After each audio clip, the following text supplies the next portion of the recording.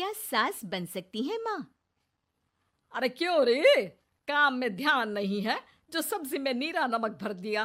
मुफ्त में रोटी तोड़ने की आदत पड़ी हुई है। ये सब यहाँ नहीं चलेगा। गलती हो गई माँ जी, माफ कर दीजिए। माफी चाहिए? चलो ठीक है, ये नमक भरी सारी सब्जी खत्म कर। कुछ भी फेंकना नहीं चाहिए, मिल जाएगी माफी। सुनैना की शादी कुछ महीनों पहले ही वासु से हुई है, जिसके बाद से उसकी जिंदगी इस नर्क में जल ही रही है। और अब यही सुनैना की आम जिंदगी है, जिसमें उसकी सास हर छोटी बात पर और कभी कभी तो बिना किसी बात के बस उसे परेशान कर खरी खोटी सुनाती ही रहती है। सुनैना, कल मुही कहाँ मरी हुई है? इधर तो आ।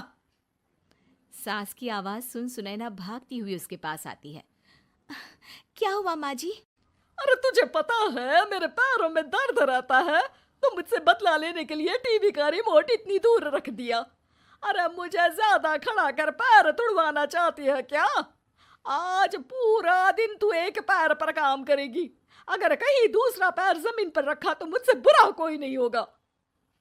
सास और सुनैना की ये कहानी उसकी ननद सिम्मी बहुत करीब से देख रही होती है, जिस वजह से उसके मन में ससुराल और सास के लिए डर बनने लगता है।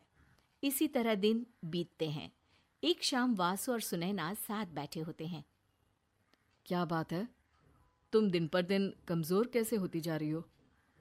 नहीं तो, आपको ऐसे ही लग रहा होगा, मैं बिल्कुल ठीक हूँ। हो सकता है, पर चलो ध्यान रखना, मुझे कुछ काम है। ऐसा बोल जैसे ही वासु जाता है, तभी सिम्मी वहां आ जाती है। भाभी, आप भाई को माँ के बारे में बता क्यों नहीं देती? वो आपके साथ बहुत गलत करती है। क्या सारे ससुराल वाले ऐसे ही होते हैं? भाभी, मुझे तो शादी ही नहीं करनी, बहुत डर लगता है मुझे। अरे तुम बेकार ही टेंशन ले रही हो, ऐसा कुछ नहीं है।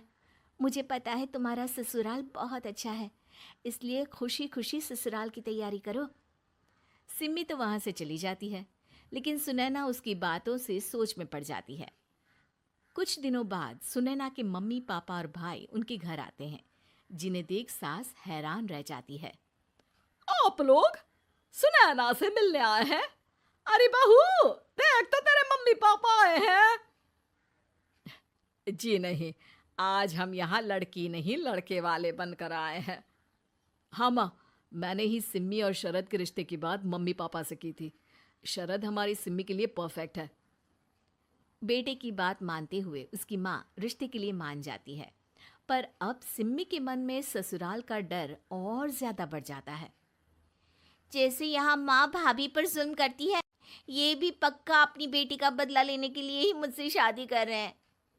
इसी सब के बीच देखते ही देखते सिम्मी शरद की शादी हो जाती है और सास के नाम से डरी सहमी सिम्मी ससुराल पहुंच जाती है।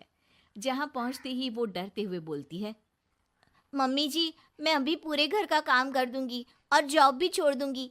जैसे आप कहोगी मैं सब कुछ वैसे ही करूंगी। अरे, इतना डर क्यों रही हो? और अभी घर आई हो, कोई काम करने की जरूरत नहीं। नई शादी है, कुछ दिन आराम करो, घूमो फिरो। रही बात घर या जॉब की, तो वो तुम्हारी चॉइस है, कोई तुम्हें नहीं रोकेगा। सास का ऐसा व्यवहार देख सिम्मी हैरान रह जाती है और अपनी भाभी सुनैना का ससुराल में पहला दिन सोचने लगती है। चलो हो गया कार्यक्रम खत्म, जा वासु आराम कर। बहू, तू अपने काम पर लग जा।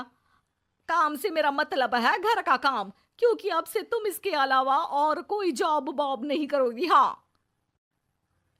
क्या हुआ, कहाँ खो गई? लगता है सपनों में ही घूमने लगी।